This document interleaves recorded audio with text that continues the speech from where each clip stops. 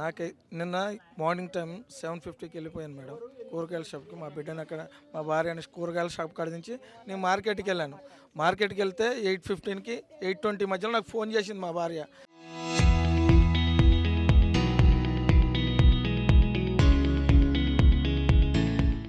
ఏడుస్తూ ఉంది.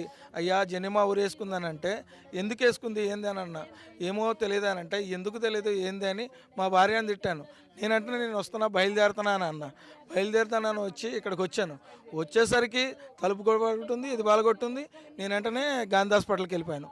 పోయేసరికి నా బిడ్డ జీవశవంగా పడి ఉంది. అక్కడ బొంగులోని పెద్ద డాక్టర్లు ఉంటే చిన్న చిన్న వాళ్ళ డాక్టర్లు ఉంటే ఏమైంది సార్ అంటే ఏం కాలేదన్నారు. సరే అని పెద్ద డాక్టర్ వస్తే నేను పోయి కాలు పట్టుకున్నాను. సార్ మీరు చేసే ప్రయత్నం చేయండి సార్, నా బిడ్డని ఇక్కడ కాబోతుంటే ఇంకెక్కడైనా తీసుకెళ్ళి ఎట్నో కట్ట బతుకు చెప్పండి సార్ ఏదో. ఏంది సార్ అంటే ఆ ఈసీజీ చూపించి బాబు ఏం లేదు అయిపోయింది అని చెప్పింది సార్. అయితే నా బిడ్డ నాకు నిన్న ప్రమాణ పూర్తిగా అసలు నా బిడ్డకి ఏం జరిగిందో ఏం జరుగుతుందో కూడా నాకు తెలియదు మేడం. పోలీసులు ఏమన్నా వచ్చి పోలీసులే తీసారా? నిన్న పోలీసులు వచ్చారు మేడం, సీసీ కెమెరా ఫుటేజ్ తీశారు. నేను 7:50కి పోయింది, తర్వాత వాడు 7:20కి వచ్చిండు.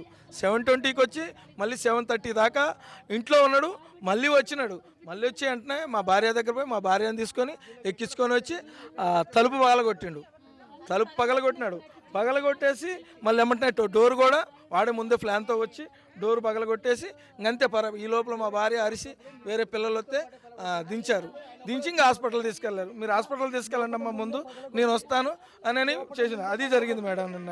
అయితే మీకు ఒకసారి చూపిస్తాను. నిన్న జరిగింది మ్యాక్సిమం ఇక్కడ ప్రాణాలు కోల్పోవచ్చు. అంటే మా భార్యని మా బిడ్డ సహకరించలేదని, లవ్ చేయట్లేదని ప్రాణం తీయడానికి వచ్చిండు. పోలీసులకి నిన్నటి నుంచి చేసాం. ఒక్క పోలీసు వాళ్ళు కానీ ఎవరు రాలేదు. మాకు ఎలాంటి న్యాయం చేయలేదు. మాకు ఎలాంటి మరి వాళ్ళ పర్సన్ పట్టుకున్నారా లేదా మాకు ఒక ఇన్ఫామ్ చేయలేదు. వాళ్ళు కూడా ఎవరన్నా వచ్చి మాట్లాడింది లేదు, చేసింది లేదు. మీరు మాకు న్యాయం చేయకపోతే ఇప్పుడు కలెక్టర్ ఆఫీస్ కానీ మీ మీడియా ద్వారా మీరన్నా మాకు సాయం చేస్తారని కోరుకుంటున్నాం మేడం. మరి పాప ఎప్పుడైనా మీతోటి ఫ్రీగా మాట్లాడడం ఎట్లుండేది? నాతో పాప ఎప్పుడు ఫ్రీగా ఉంటుందండి. నేనంటే చాలా భయపడుతుంది పాప.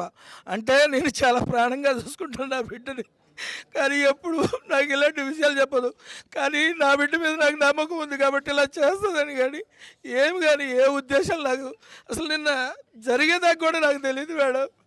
మా భార్యకు ఒక్కరోజు 1 డే ముందు చెప్పింది. నేను అదే అన్నా మా ఒక్కరోజు నాకు నిన్న మార్నింగ్ మనం పోయేటప్పుడు చెప్పినా బాగుండేదే. లేదంటే నువ్వు ఇంటి దగ్గర ఉన్నా కానీ నీకు బెదిరించారు. కనీసం నువ్వు ఇంటి దగ్గర నా బిడ్డ బతికేది ఒక్కటే కుదురు మేడం. అయితే నా బిడ్డ ప్రాణం ఎంత విలువలు ఆడిపోయిందో కాలు చూడండి మేడం, ఎంత ఫ్రాక్చర్ జరిగిందో. నా బిడ్డ ఊరేసుకుందని చెప్పిండు వాడు. ఊరేసుకుంటే కాలుకి ఫ్రాక్చర్ అవుతుందా మేడం? ఫ్రాక్చర్ అవుతుంది, అంతా ఫ్రాక్చర్. నా బిడ్డను బతుకుండలోనే నరకం చూపించిండు. వాడికి కూడా అంతే నరకం చూపించి చంపేయాలి మేడం. నాలాంటి వాళ్ళకి ఆడబిడ్డలకి ఏ బిడ్డకి ఇట్లా జరగకూడదు మేడం. అది పైన కిటికీ అంతా పగలగొట్టింది. ఎక్కడ పగలగొట్టారు? జై గోవింద. నేను మీ పసుపులేటి శివప్రసాద్, అనంతరాజ్ ఆశ్రయ 2, తిరుపతి. అందరికల్లా అందమైన సొంతిల్లు. మీ సొంతింటి కలను నెరవేర్చడానికి అనంతరాజ్ ఆశ్రయ వారు తిరుపతి ఇంటర్నేషనల్ ఎయిర్పోర్ట్కి ఎదురుగా మల్టీనేషనల్ కంపెనీస్ అయినటువంటి TCL, Dixon, Foxlinks, Wingtech కంపెనీలకు మధ్యలో వరల్డ్ స్టాండర్డ్స్ స్కూల్స్ అయినటువంటి విజ్ఞతం స్కూల్, గురుకుల్ స్కూల్ మరియు మెడికల్ కాలేజ్కు అతి చేరువలో ఈ ప్రాజెక్టును నిర్మిస్తున్నాము. మేము కేవలము 20 లక్షలకే అందమైన సొంతిల్లే కాకుండా యాడెడ్ లైఫ్ స్టైల్ను అందిస్తున్నాము. 14,000 SFT కలిగిన ఈ క్లబ్ హౌస్